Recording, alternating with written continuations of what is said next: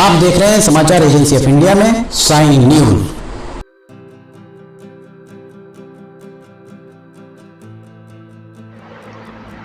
नमस्कार दोस्तों, समाचार एजेंसी ऑफ इंडिया की साइन न्यूज में लिमटी के लालटेन के 292वें एपिसोड में एक बार फिर आपका स्वागत है।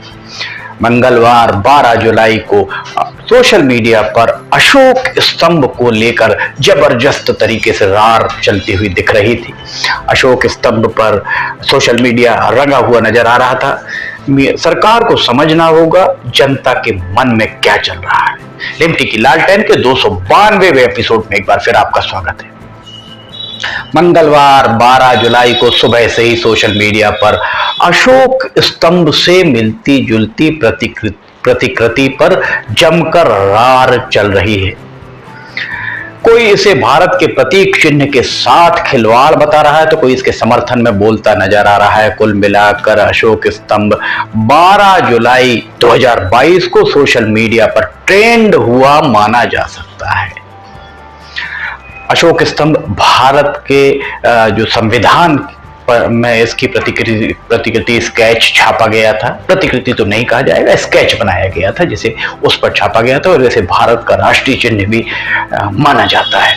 इस पूरे मामले में नई दिल्ली में बन रहे संसद भवन अर्थात सेंट्रल विस्टा में प्रधानमंत्री नरेंद्र मोदी के द्वारा भारत के प्रतीक चिन्ह जो कि सम्राट अशोक के द्वारा सारनाथ में बनाए गए अशोक स्तंभ से लिया गया था, पर जमकर चर्चाएं चलती रहीं। कोई इसके समर्थन में तराना गा रहा था तो कोई इसके विरोध में तान छेड़े हुए नजर आ रहा था। हम दावे के साथ इस बात को कह सकते हैं कि जो भी इसके पक्ष या विपक्ष में सोशल मीडिया को पक्ष या विपक्ष में सोशल मीडिया को सर पर उठाए हुए हैं, उनमें से 95% लोग सेंट्रल विस्टा संसद भवन तो क्या इसके 1 किलोमीटर की परिधि में उसके दायरे में भी शायद कभी पहुंचे हो या पहुंच पाएंगे। सोशल मीडिया पर सुबह से एक ही विषय मिला और लोग शुरू हो गए। जो भी विषय मिलता है लोग शुरू हो जाते हैं और इस तरीके की स्थितियां महीने 2 महीने 3 महीने में एक बार आती जरूर है।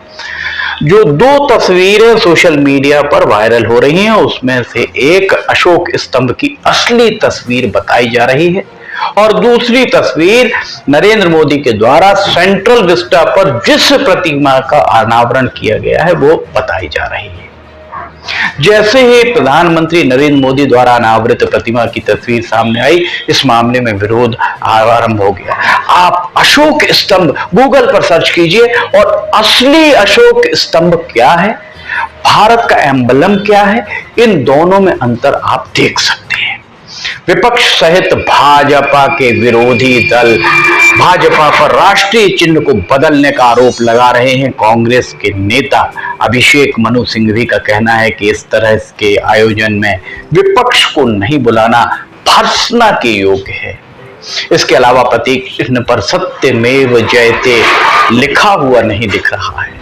वहीं कांग्रेस के एक अन्य नेता जयराम रमेश ने इसे शेरों के चरित्र और उनकी प्रकृति को ही बदलने का आरोप लगाते हुए कहा कि इसे बदलना राष्ट्रीय प्रतीक का एक बेशर्म अपमान है। राष्ट्रीय जनता दल का एक ट्वीट सामने आया है जिसमें कहा गया है कि राष्ट्रीय प्रतीक में शेरों की अभिव्यक्ति बहुत ही हल्की दिखाई देती है, पर नई प्रतिमा में वे नरभक्षी प्रवृत्ति के दिखाई दे रहे हैं। आम आदमी पार्टी भला कहां पीछे रहने वाली थी। आपका कहना है कि किसी भी धरोहर के साथ खिलवाड़ उचित नहीं है।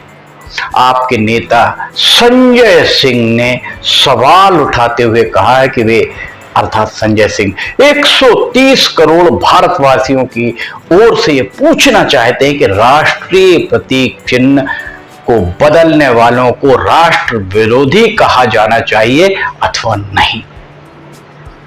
पहले भारत का प्रतीक चिन्ह देख लिया जाए। सम्राट अशोक के द्वारा बनाया गया अशोक स्तंभ देख लिया जाए और सेंट्रल विस्टा में जो उद्घाटित है तीनों को अलग अलग देख लिया जाए, फिर इस बारे में बात की जाए। तृणमूल कांग्रेस के नेता, टीएमसी सांसद महुआ मोइत्रा और जवाहर सरकार ने भी इस पर प्रश्न चिन्ह लगाते हुए दो तस्वीरें साझा की और दो तस्वीरें सोशल मीडिया पर गोल गोल गोल गोल घूमती हुई दिख रही हैं। जब आप खोलेंगे तो सबसे पहले वे ही दो तस्वीरें दिखाएंगी। इतिहासकार इरफान हबीब ने अपने ट्वीट में कहा है कि राष्ट्रीय प्रतीक चिन्ह के साथ हस्तक्षेप पूरी तरह अनावश्यक है। शेरों को क्रूर और क्रोध भरा, गुस्से से भरा दिखाने का आखिर औचित्य क्या है? ये तो हुई नेताओं की प्रतिक्रियाएं। हम आपको बता दें कि अशोक स्तंभ से 3 शेर वाली प्रतिमा की प्रतिकृति किसने तैयार की? बोलते हुए 4 शेर हैं, एक पीछे है जो दिखाई नहीं देता है। दरअसल सारनाथ में अशोक स्तंभ पर लगे शेरों की प्रतिमा जैसा स्केच बनाने वाले कहीं और नहीं, देश के हृदय प्रदेश मध्य प्रदेश के बैतूल जिले के मुल्ताई शहर के निवासी थे। 1 नवंबर 1927 को मध्य प्रदेश के बैतूल जिले के मुल्ताई में जन्मे भार्गव, दीनानाथ भार्गव कला भवन शांति निकेतन के कला गुरु नंदलाल बोस के प्रिय शिष्यों में एक थे। नंदलाल बोस के द्वारा ही उन्हें भारतीय संविधान की पांडुलिपि पृष्ठों को डिजाइन करने वाली टीम के में उन्हें चुना था। उनके दीनानाथ भार्गव के पारिवारिक सूत्रों ने बताया कि जब उन्हें इस डिजाइन दल में चुना गया उस समय वे शांति निकेतन में ललित कला में 3 साल का डिप्लोमा कर रहे थे।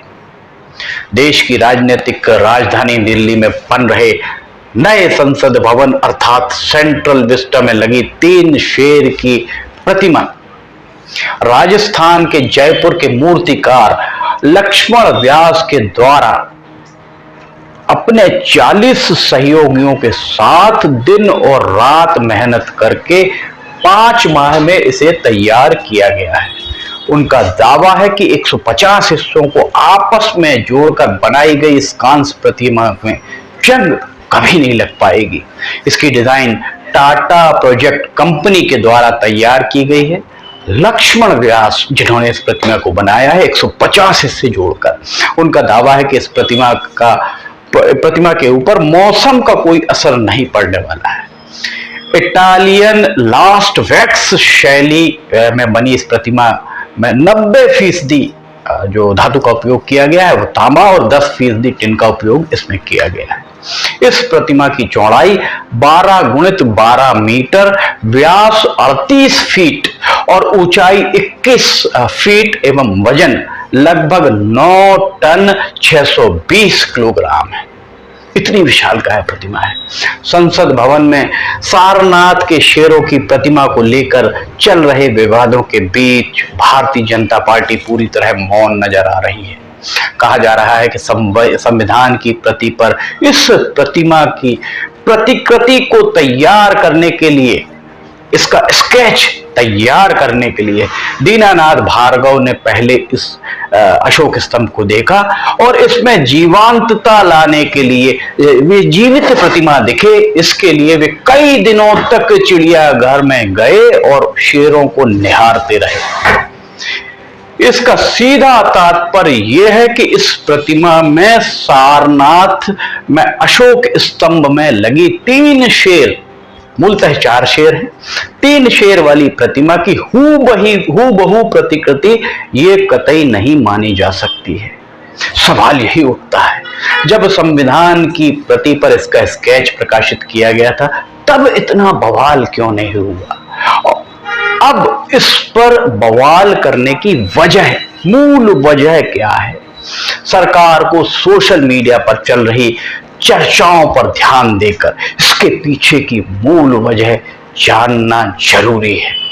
सोशल मीडिया पर कोई अगर अब बात आप लिख दीजिए, लोगों को जम गई, वायरल हो गई, उसके बाद उसकी प्रामाणिकता की पुष्टि किए बिना भेड़ चाल में चलने में विश्वास आम जनता रखती है, जो वास्तव में बहुत खतरनाक माना जा सकता है। कुछ भी आप डाल दीजिए, जनता को पसंद आया, जनता उसे वायरल करना चालू करती है और उसके बाद भेड़ चाल में चलकर एक साथ सभी लोग उसी तरफ चले जाएंगे बजाय प्रामाणिकता की पुष्टि किए हुए। ये वास्तव में एक बहुत खतरनाक संकेत माना जा सकता है। लिमटी की लालटेन के 292वें एपिसोड में फिलहाल इतना ही। अगर आपको समाचार एजेंसी ऑफ इंडिया में की साई न्यूज में लिमटी की लालटेन देखना है तो सुबह 7 बजे, शनिवार एवं रविवार को सुबह 7 बजे प्रसारित होती है। रोजाना ये दोपहर 2 बजे प्रसारित होती है। बहुत से हमारे दर्शकों ने अनुरोध किया है कि इसे रोजाना सुबह 7 बजे किया जाए। हमारे संपादकीय दल और प्रोड्यूसर जो प्रोडक्शन के सहयोगियों के द्वारा इस पर अभी मनन किया जा रहा है। बहुत जल्दी हम आपको बताएंगे। समाचार एजेंसी ऑफ इंडिया की साई न्यूज और समाचार एजेंसी ऑफ इंडिया की वेबसाइट और साई न्यूज के न्यूज चैनल पर आप इसे देख सकते हैं। अगर आपको समाचार एजेंसी ऑफ इंडिया की साई न्यूज में लिमटी की लालटेन अन्य वीडियो पसंद आ रहे हो तो आप इन्हें लाइक, सब्सक्राइब और शेयर करना ना भूलिए। लिमटी की लालटेन के 292वें एपिसोड में फिलहाल इतना ही। लिमटी की लालटेन का 293वां एपिसोड लेकर बहुत जल्द हाजिर होंगे। तब तक के लिए आपसे इजाजत लेना चाहेंगे। जय हिंद।